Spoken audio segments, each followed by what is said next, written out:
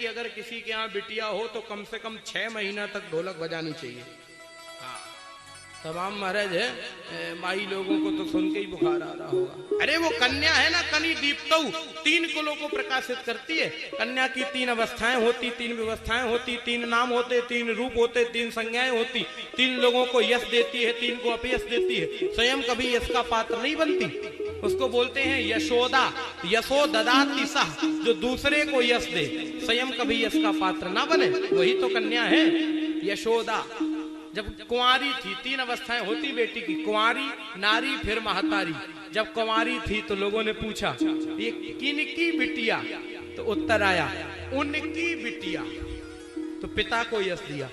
फिर जब नारी बन गई, जब महाराज पति के साथ में जाने लगी तो पूछा गया ये किनकी बहू, तो उनकी बहू, तो पति को यश दिया। फिर जब बूढ़ी हो गई, डंडा लेकर चलने लगी तो पूछा गया ये किनकी अम्मा, तो महाराज उनकी अम्मा, तो बेटे को यश दिया। स्वयं कभी यश का पात्र नहीं बनती, वो हमेशा दूसरों को यश देती है। इसीलिए तो उसे कन्या बोलते हैं ना।